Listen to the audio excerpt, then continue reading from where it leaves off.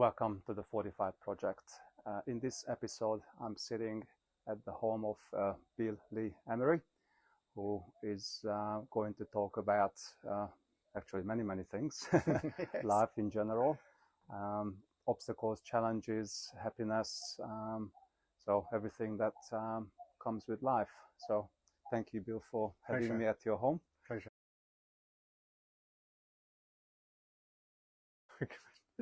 years of training, experience, coaching, facilitating. So I've been in this field for about 40 years, and I've worked with elite athletes. I've worked with the national skydiving team, golfers, triathletes, cyclists, business leaders.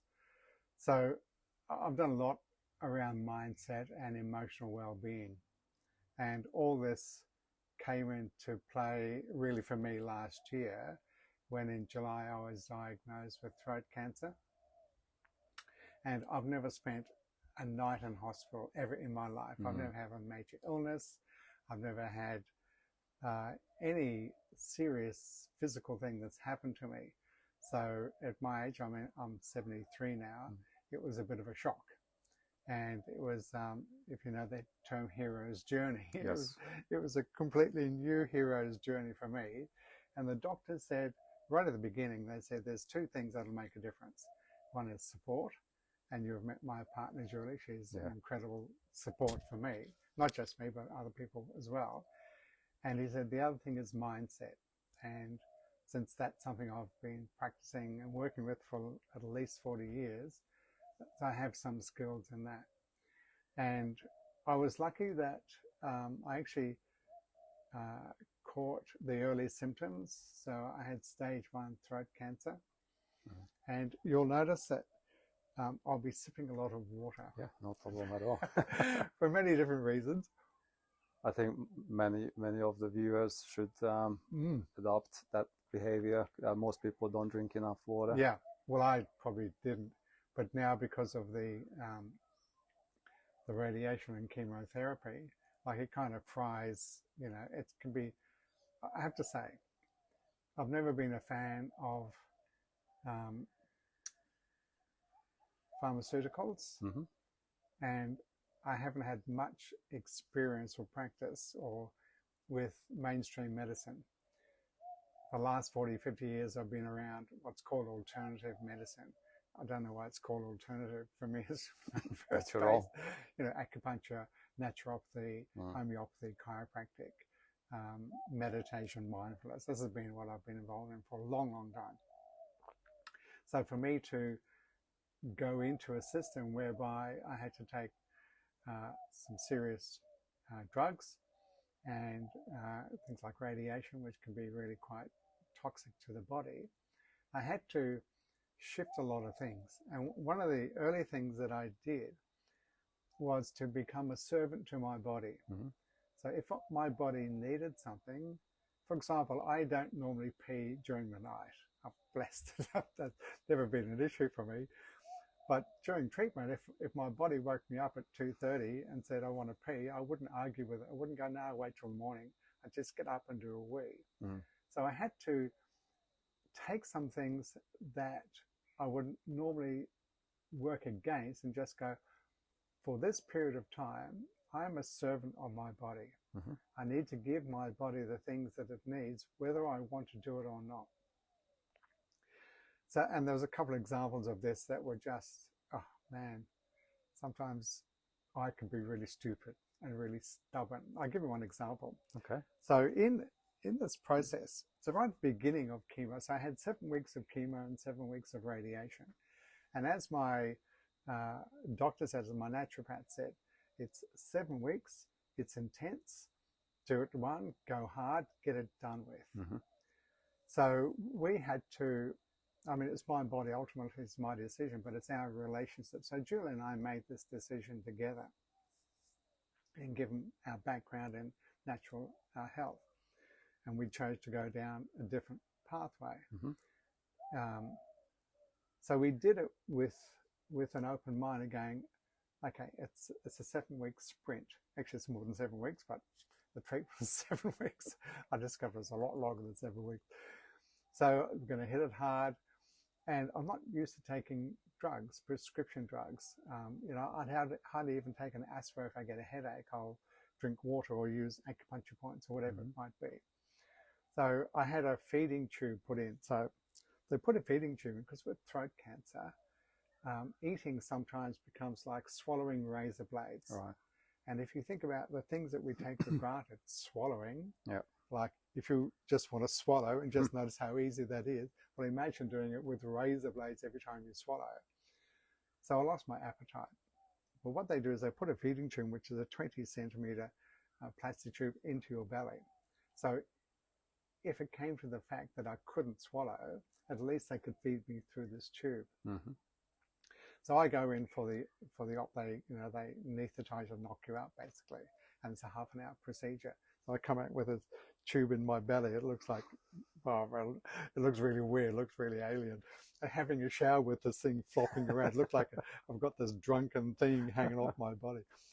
Anyway, so when I had the op and they come out and they say, okay, well, here's some drugs to take for the pain, and or you can just take some, Panadol. So me, I go home, before I go to bed, I take one Panadol. Well, taking one Panadol is like, and excuse the expression, it's like farting in the face of a cyclone. It does absolutely no good. I needed to take the hard drugs. So imagine someone who hasn't done any crunches, ab crunches in their life, and they do 100 in a row, and then try and lie down. So I tried to lie down, and I was in extreme pain. It was so. I mean, I've had a wound in my abdomen, and I've taken one Panadol, as if that's going to do any good. So I was feeling the physical distress, but what was worse was seeing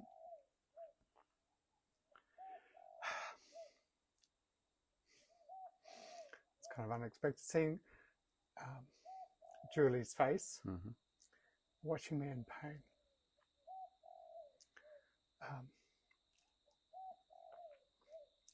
And for me,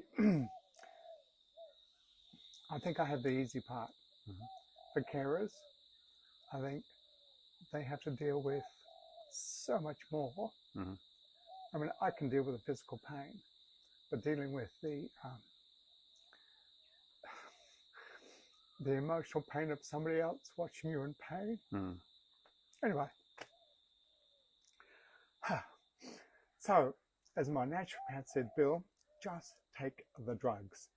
So I'm going, okay, next time just give me the drugs. It may be alien to my experience, but if it's going to do the thing that my body needs to do, then I'll just take the frickin' drugs.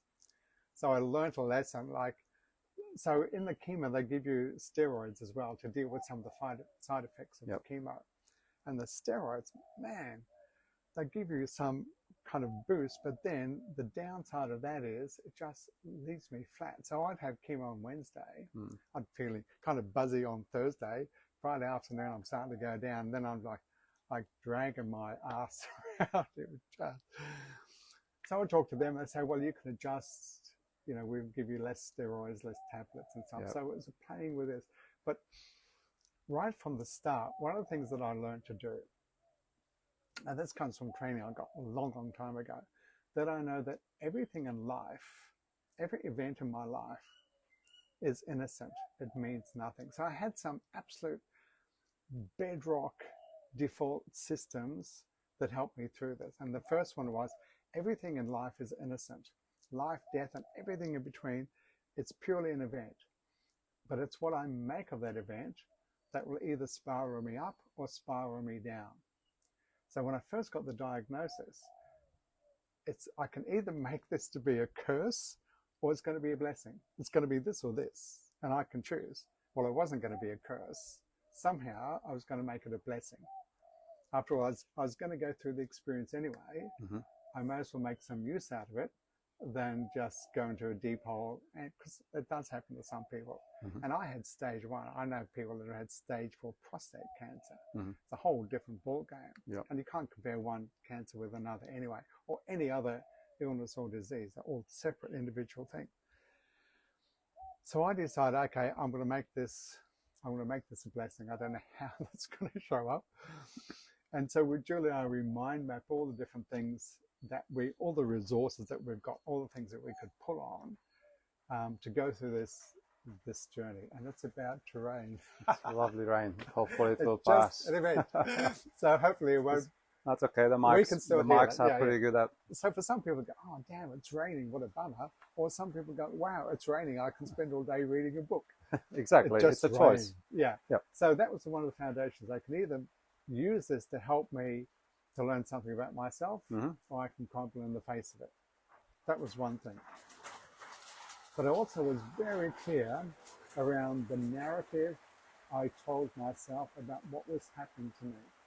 So when I tell people, that I had cancer, for some people they say, oh my God, how awful. I say, well, no, mine is 90% curable, it's manageable, and I'm going to deal with it. And so I was really careful about other people's stories about cancer, because most people have some story about cancer, whether it's their own or somebody else's that they know. Well, absolutely. But I wasn't going to let anyone, and I mean anyone, piss in my swimming pool. You got a story about cancer, that's fine, I can respect that.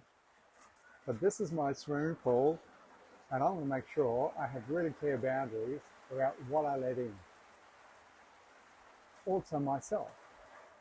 And one of the other things I learned from the doctor is that every cancer is different. So, I had stage 1 throat cancer, but I know people that have had stage 4 prostate cancer. So, no two stories are the same, and it's not fair to compare one with the other. Like I would see some people come into the clinic, and I'd look at how they looked, and I'm going, gosh, I'm so grateful that I have my physical health, because some people were older than me and frailer than me, and I don't know what their condition was. But at the same time, I have to deal with my condition, my situation, and everyone is going to be different. But there are some, I think anyway, some general principles that relate to whether it's cancer or any other illness or any other condition that can be useful. And so just to go back, the first one is about every event in life is meaningless. It's the meaning that we place on it that really makes the difference. And I think Shakespeare in Hamlet said, nothing is good or bad, except thinking makes it so.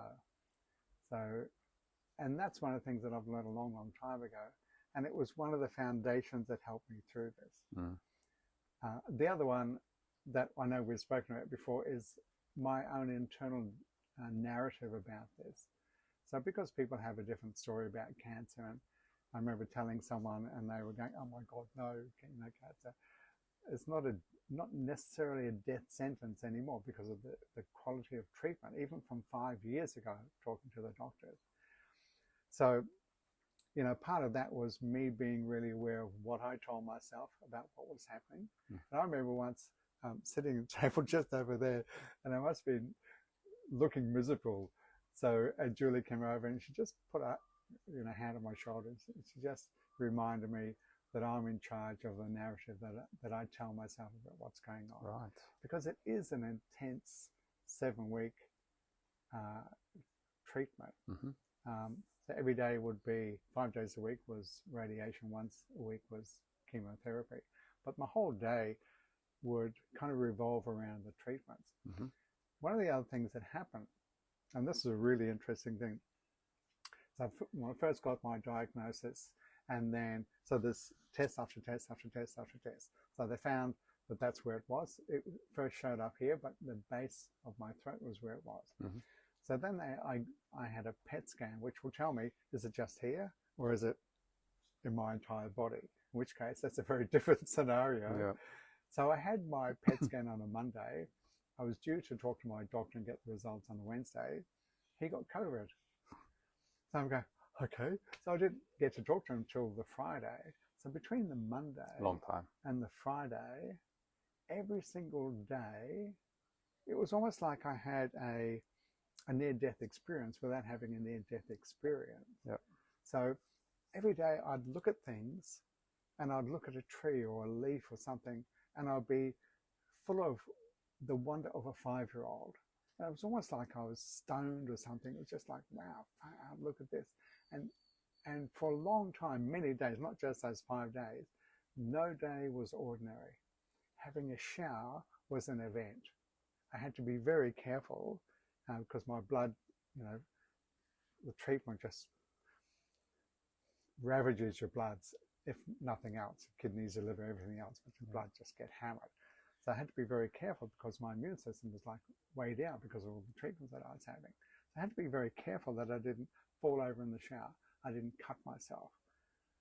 And all these things that before I would just absolutely take for granted. Absolutely, yeah. Now I had all my, in the bathroom, I have different syringes for cleaning this out and for cleaning up the tube and doing this. I have all these things lined up. I had a routine that I would follow, cleaning the tube twice a day, doing this, doing that. And it was it became very regimented. And that system helped me to deal with what was going on, rather than just going, oh yeah, maybe I will, maybe I won't. There was no maybe you will, it's yes you will. I was a servant to my body. I needed to do these things. I had to eat 5 meals a day. I didn't have an appetite because it just knocks your appetite out. So I didn't want to eat. So, and my appetite's gone. And I've got to eat 5 meals a day. And I lost 8 kilos in the process. Now, I was 78 kilos. I'm not a big person. So to lose 8 kilos was not such a good thing for me, If I'd lost 10 kilos, I'd be going, oh, okay, I'm getting a bit skinny now. And even then, muscle mass has kind of gone and I'm building it up. It's taken some time. So all these things I had to deal with. And one of the other things that was also really important for me to deal with, it was my emotional well-being. So it's not just the meaning that I placed on every single event of every day, but it was also how I managed them. So I'd break a day, I'd break the week into 7 days. So chemo every Wednesday, 1 week, another week, another week, another week. Every day I broke into 4 parts. Morning, afternoon, morning, lunchtime, morning, afternoon, evening, and nighttime. And I had to manage each one separately. So when I wake up in the morning, I've just got to manage myself until midday. And then lunchtime, I've got to manage myself until dinner time. Then I've got to manage myself before, and then I've got to manage myself because I'd be waking up 3-4 times a night, which I never had to do. So, sleeping was difficult. I've got this tube sticking out of my belly. I can't just roll over, willy-nilly because I've got this tube in my body. So I had to manage that. So there were a lot of emotional things, mental things, physical things, and spiritual things really that I had to manage. And so starting from the beginning, I said it's either going to be a curse or a blessing. So one of the other things that Julie and I kind of talked about is that we wanted human angels to show up. And by that, I mean people with kindness, people helping us do things. We had, I belonged to a men's a cappella group, and one of the guys came over and trimmed the hedge, which I wouldn't have had the energy for. I love my physical energy. And when that's taken away, it's like just walking around this little hamlet, a 5-minute walk. I'd have to go, I have to just sit down, I have to lie down, I have more naps. So managing physical things was really hard for me, especially on the weekend when the steroids kind of kicked in. Thursday was a busy day for me, buzzing around, Friday, down again. So, talking to government agencies, talking to people in the health system, we'd go, well, we need a human angel. And people would just show up with kindness and generosity. And these people, I'm sure, were always there. But once we said, this is what we want, they showed up. And it's just amazing how once you kind of make an intention about something, that people will just... So we had so much support, and so grateful for that. And Julie and I, way before this, we would, when we walk around the village here, so what are 3 things that we're grateful for? And it'd be this, be that. It's kind of a theme. well, my gradient for gratitude just went up, like small little things. Every meal was a victory, and every poo was a bonus, because I got constipation. Never been constipated, and if I can't poo, I've got all these toxins coming into my body. Man, oh man, that was one of the other hard things. Dealing with constipation. They give you this and they give you that, and they give you stuff for pain, and doesn't always work. So every meal I'd manage how much. It's a derivative of not cocaine. Anyway, one of the pain things that they give you. Opium. Yeah, it's kind of one of those derivatives. Sometimes it works, sometimes it wouldn't. I'll be swallowing this thing to numb my throat, and then some painkillers. Sometimes it worked, sometimes it wouldn't. And I couldn't have anything crunchy. Do you know what I craved for? Was a piece of toast. I craved for a piece of crunchy toast. My mouth was raw. I've discovered that the cells in your mouth are the first to recover. They recover very quickly, because if you can't eat, swallow, you're dead. But the radiation, the chemo, just nuked it. So I had a very, very sore mouth. So I couldn't chew anything hard. And I longed for battered fish, battered fish. So even now, so post-treatment, so just give an update on my health. Sure. So you're not wondering how I am. So my treatment, per se, finished in September. And they say at the end of treatment, the chemo and the radiation has a cumulative effect. So it actually the symptoms get harder. So they're always talking about, it's going to get worse. It's going to get worse. And I'm going, okay, that's your narrative. I don't want that to be my story. I don't know what's going to happen, but so I would talk to my body all the time. That's one thing I haven't. I was hoping you will. I come to this part. I talk to my body all the time. So I tell my body, okay, body, it's a Wednesday. We're going to get chemo today. So I would prepare my body. I mean, my body knows it, but I want to have a really close connection with my body. And I've been doing this for 40 years. So it's something I'm familiar with doing. And so I tell my body, this is going on, that's going on. And so what I'd say was, take the good things that my body needs from the treatment and let go of all the other things as quickly as my immune system, my lymphatic system can take care of. Like, let's get rid of this stuff as quickly as we can. And I'd sit and I'd meditate and I'd say to my body, hey, how you going? And I'd talk to my, my liver, my kidneys, and I'd just say, I know it's kind of tough, and I sometimes feel pain in my kidneys. So I'll be talking to my kidneys, and I'll be doing, rubbing my kidneys, all these things that I know. And before I go to sleep, I'd say to my body, hey, we made it. Now we're going to get to sleep, hopefully. And I wake up in the morning and go, yeah, good, I'm here again, So for someone who's never ever done anything like this, they might feel a bit funny. Oh, absolutely. Weird doing this. Totally. How should they approach this? So if you've got a dog or a cat or a pet or a guinea pig, or you've got plants, or you have a partner or a child that you talk to, you have a relationship with them. And a relationship is a two-way thing. It's not just me talking to someone and not getting anything back. So I'm going to be with my body for my entire life. I'm going to have, and my body is going to be with me, forever. As long as I'm alive, it's going to be here. So in my view and my training and experience, my relationship with my body needs to be as close and as intimate and as trusting and as vulnerable as is possible. The more, and in relation to that, some people, when they have cancer, they'll start, pardon me, they wage a war against their cancer.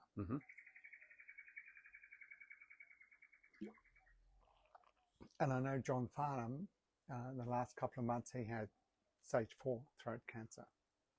Mind you, his health is very different from mine.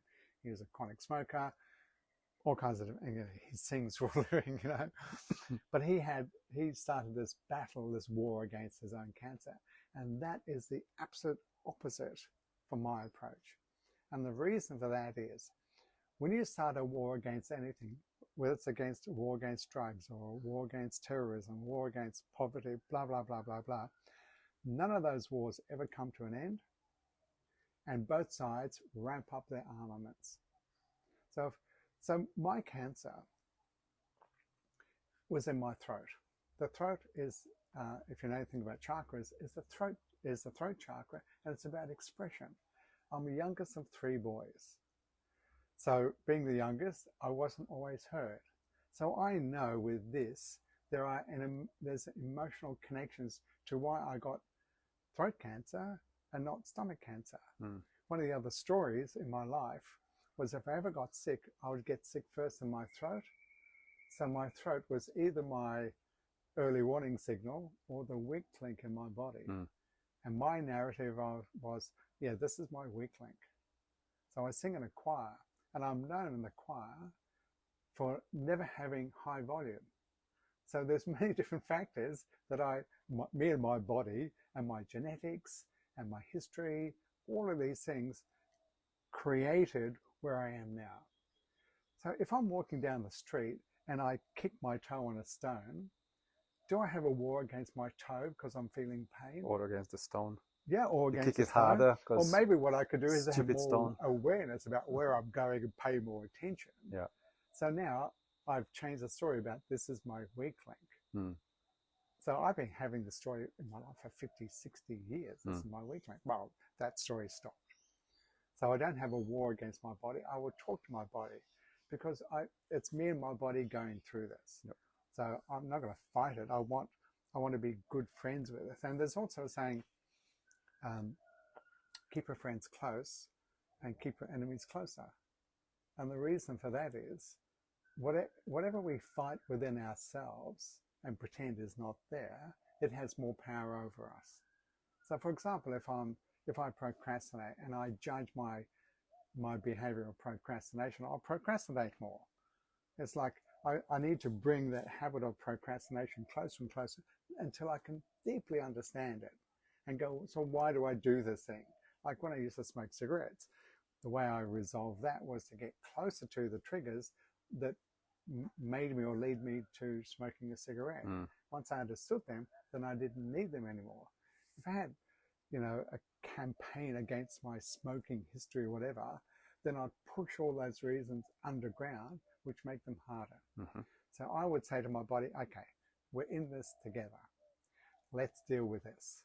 So, like if you've got a relationship with a pet, and you talk to your dog or your cat, your budgerigar, whatever, that's a two-way thing.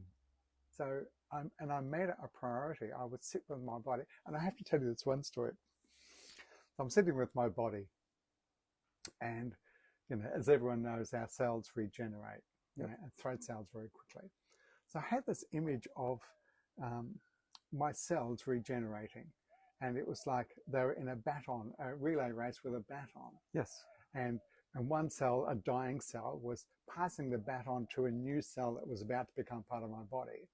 And the old cell said to my new cell, hey, he really loves us. He really appreciates the heck out of us. Pass it on. And so one cell that's dying out, because that's what it has to do anyway, is passing on to a new cell, hey, he loves us. And I do. I can say to my body without any qualm, I really love this vehicle that I have. Like I so much deeply appreciate that. But I had to learn over decades to do this. Yes. But if you're watching this, don't wait decades. Like start now. And just a little bit, build the relationship until it's solid, because this relationship is going to be with us while we're alive. Absolutely. And the other thing that sort of struck me while you were telling that story, when we decide to wage a war, it's a stressful event, right? Yes. So no one can stay calm and wage a war. We're angry. Yes. We just have rage. So stress already in the body in the form of disease. Yes. Do you want to add more stress to that? Indeed. And that's the other point. So, it would have been easy for me, especially in those 5 days of getting my PET scan, to getting the results, of catastrophizing, oh my God, it's in my entire body.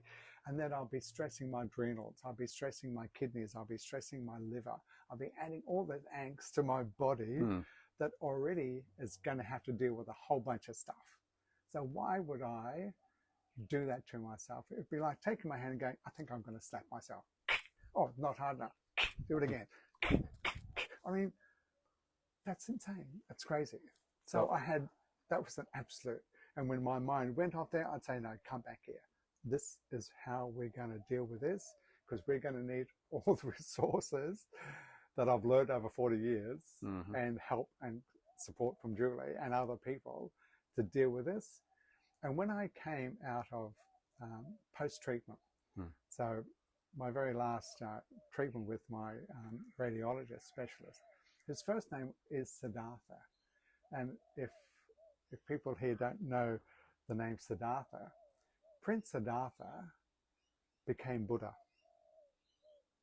So he was a wealthy prince. Then he saw the poverty of his people, and then he changed completely who he was and became Buddha. So I've got Buddha as my radiologist. Everyone calls him Sid, but I'm going, you're Siddhartha, I know who you are. So at the end of the treatment, we're doing a review about how I've been going and my progress. And a lot of the health professionals say to me, you're amazing, Bill. You're just doing amazingly well. And I'd say, well, I don't know what amazing means in this context. I've never had cancer before. What do you mean when you say I'm amazing? Now, what I really know, what they're talking about, is the way my body and I are dealing with this. That's amazing. I'm amazing as a human being before or after cancer. Amazing's got nothing to do with this. Yeah. So I'm talking to Sid, and he's saying, you know, the way you've been dealing with this is, and he said to me, he said, Bill, you're not normal. and I took it as an absolute compliment. And what I explained to him is, it's not me that's amazing per se. It's a system that I put in place that's amazing. And anyone can use the same system. And I talked to the occupational therapist, and she was saying, you're amazing, Bill. And going, yeah, give me some parameters. I don't know what amazing means.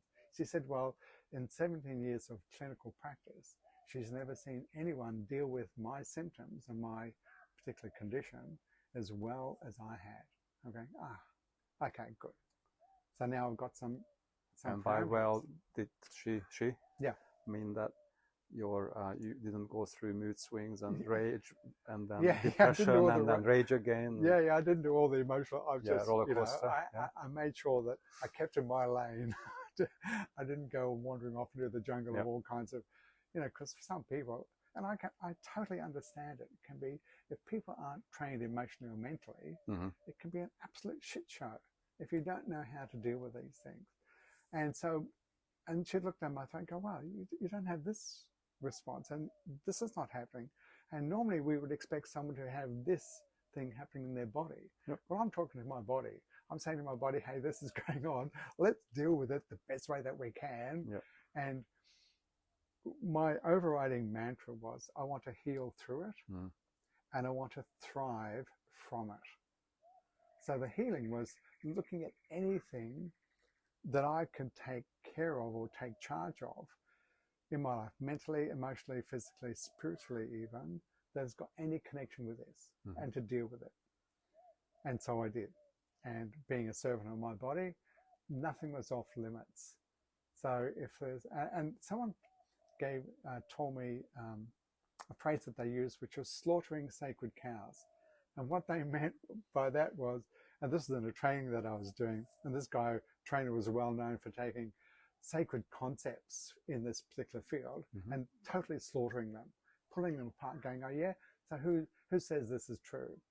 So I had the approach was, I'm going to slaughter any sacred cows that I've been hanging on to that are not serving me anymore. I'll give an example of this. For the last 45 years, I have not eaten red meat. And this, when I first kind of woke up to all this work and I started doing meditation, my body said to me, Bill, we don't want meat anymore. Chicken and fish, that's okay, but red meat, no. So we didn't. So I became a non-red meat eater. That became part of my identity. This is who I am. And I hung on to that for 45 years. My daughter, who's 32, had never seen me eat red meat in her life. She's a vegetarian. And so when I went through chemo on week 5, my red blood cells were just shattered, and they couldn't give me chemo because my platelets were down to like 33, which is like, it's very low. Yeah. It's really low. Yeah. So they didn't give me chemo that week. I'm going, yeah, everything is innocent. This is just an event, neither good nor bad. I'm going, yeah, good. No steroids this week. Yay, that's good. I'm winning from this. The next week, they were even worse. They were down to 22. So they couldn't even give me chemo. They had to give me a blood transfusion. Right. And even then, they had to do some tests to make sure the blood transfusion was okay. So I'm going, yay, 2 weeks without steroids. Yay, that's good. And so I said to my chemo specialist, and he said, well, a lot of people don't actually get through the whole chemo. As long as you get through the radiation every week, 5 days a week, you're fine. So, 30% of people don't do the whole chemo thing, but that's still within the 90% range of people that are treated as successful. So I was talking to a friend of mine who's an acupuncturist and he's a nutritionist, and he said to me, if you want to get your protein levels up, the best thing for you to do is to eat red meat. I'm going, eat red meat, but I'm a non-meat eater. What do you mean? And I'm remembering, okay, this is maybe a sacred cow I have to slaughter in the service of my body.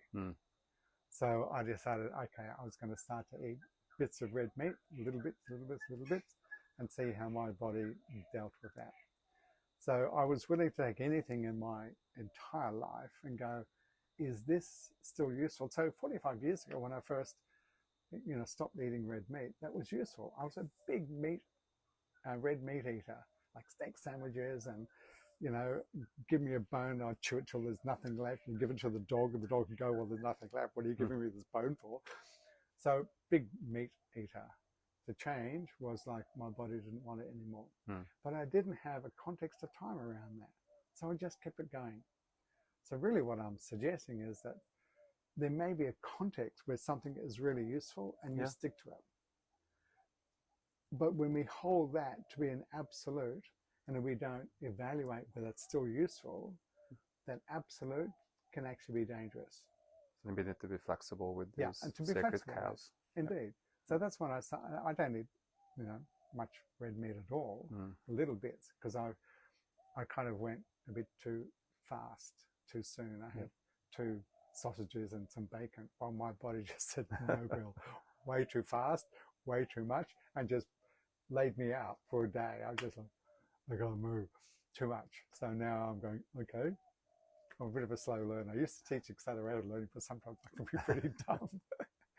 So just a little bit, just to bring up, the protein in my body and my bloods. My bloods are pretty much, they're pretty good now. Okay. But I have to, my taste still hasn't come back. So Julie cooks, beautiful meals, and I know I'm not tasting the same food that she is. I have to drink water a lot because my saliva glands haven't come back. I usually have a glass of water when I'm eating so I can swallow properly. And these things I have to manage still. But I have to say, I'm so grateful for one of the things that came back was my energy levels. I love gardening. I love being active. Now I can still go back to Pilates. I can go to lift weights. I can swim. I can garden. I can, do all these things now. But, during treatment and a few weeks afterwards, oh, man. So I had to be, this will pass. This too will pass. One of my favorite sayings, this too will pass. It's not forever. So I'm just going to have to deal with it. But those things, those principles, I've been using them for many years, but they became so important. Because these were the things that were going to help me get through this period. And one of the other things I wanted right at the beginning was I didn't want to waste this experience. I wanted to literally squeeze the lemon and get all the juice out of this. Because if I was going to go through it, I may as well get some really valuable things. So one of the things that I learned, going back to the 5 days of PET scan, and just going, wow, far out, it's an amazing world that I live in. Stop and notice things. Yes, and the thing that made the difference for me was not big picture, but it was taking the detail. So if I looked at a leaf, for example, I would notice the veins, I would notice small things, and when I would do that, it would bring me back to this wow, almost trippy space. So for me, that was a clue, is to look in the little details of things and to find the absolute curiosity and pleasure around very, very small things. Mm-hmm. So if I want to trip out, I just got to find a plant and just look at the detail, you know, find a cloud, look at the detail of that, and it kind of like this brings me to this: no day is ordinary. Do you think, as humans, we need to be in a crisis to reconnect? Well, in such way? No, we don't have to. But for me, this was. So when I was in this kind of trippy space, I'm going, I know this isn't going to last forever. This is a high peak experience. But I want to be able to replicate that so I don't go back into ordinariness, to being complacent about being, you know, I'm alive today. The only thing I can guarantee is my breath that I'm taking in and out. Everything else is up for grabs. Like, this is the only thing I guarantee because it's happening here and now. And if I lose that sense of pleasure in small things and go back into mundane, here's another day, here's another day, here's another day, then I lose vibrancy of my life. I don't think I didn't have to have this crisis, health crisis, if you want to call it a crisis, to get that. I could have done it just by going, wow, far out, look at this leaf. But maybe I just needed this reminder. And so this has been a blessing for me. And a friend of mine who had stage 4 prostate cancer, he said, it's weird, Bill, but this has been one of the biggest blessings in my life. And I'm going, wow, because I know part of his journey. You know, it's like very different from mine. Mine was a 7-week sprint. He had a 4-year marathon. Right. So very, very different. But he says it's a blessing. So, wow, if he can say this is a blessing, I can take the little sprint. Well, it's actually not so 7 weeks. It's like goes on for quite a while. Yeah. But the intensity, I'm going to squeeze this lemon. So I guess my words of encouragement is, you know, whatever happens in our life, it's neither good nor bad. It's what we make of it, which is really going to, you know, lift us up or spiral down, crumple us. So, and we got that choice. Awesome. I'm going to write a book about my experiences. Okay. Yeah. That might be by the end of the year. I'm not really sure. But one of the things that I learned, and Julie said that, so I've written a couple of books. One of the books I've written was How to Be Bulletproof from Criticism. And that's some really useful principles in there about dealing with criticism. And I tend to be the kind of person, when something happens to me and I find value in it, I want to share it with other people. So when Julie said to me, so you're going to write another book, Bill? I'm going, yeah, of course I am. You know, not quite sure when, but you know, the things that we've talked about here, they're very simple principles, but they are applicable across any experience in life. And I want to share that, document that, point it out step by step. So someone who has cancer or MS or any other illness, whatever, or then some kind of crisis, go, there's some juice I can get here, and this is how I can apply it. So the book isn't done yet. And I was actually thinking about it the other day, and I'm going, oh, you know, just thinking about some of the things that I've experienced, I'm getting excited and stressed. Because when I think about it, it takes me back to, you know, the pain in my belly. Right. I'm going, okay, I need to take the good things from this, disassociate from the emotional paining that I was having and the angsting, and going, what's the truth? So I've got to separate that. So, and for Julie too, because she went through this as much as I did. So there's going to be some re-entering some of those things. So we've got to frame it up. So it's going to be a useful thing and not, oh my God, you know, how painful and how bad it was, blah, blah, blah, blah. But yeah, I don't know if that answers your question, right? Yeah. So we'll make a mention the titles in the description of this video, and watch this space. Watch this space. 3 things they can implement, they take action right now if they going through something, or maybe thinking ahead, so when they will go through something, because we will all go through something. We're alive. Inevitably. We're going to go through something. 3 things to have them. Okay.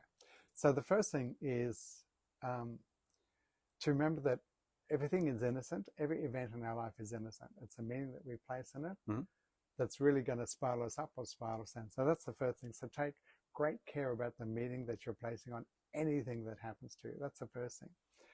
The second thing in regard to this is dealing with our potentially emotional ups and downs, which is related to the first thing about making sure that the meaning that you're making.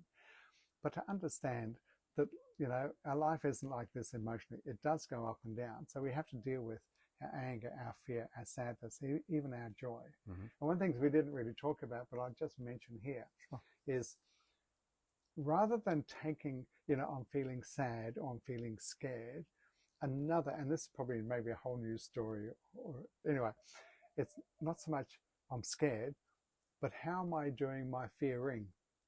Because fear is a verb. So is sadness. So is anger. So rather than saying I'm angry, it's more useful to go, how am I doing my angering? Because there'll be specific ways that we do it. You know, I'm telling myself that the world is unfair, and, you know, like, and I'll get my rage going, whatever, which is not good for your liver, by the way. So be aware of taking charge of your emotional reactions, or your responses to what's going on in your world. So that's the second thing. The third thing is about being the best friend you can be to your body. I love that one. Like, you know, learn and make some, I don't do this in public on, you know, planes and boats and aeroplanes, whatever. But I know how to hug my body, and I've got over the self-consciousness of going, you know, are you weird? I know I don't tie myself up or anything and do this. It's just like, I just deeply appreciate this vehicle that I've been blessed with.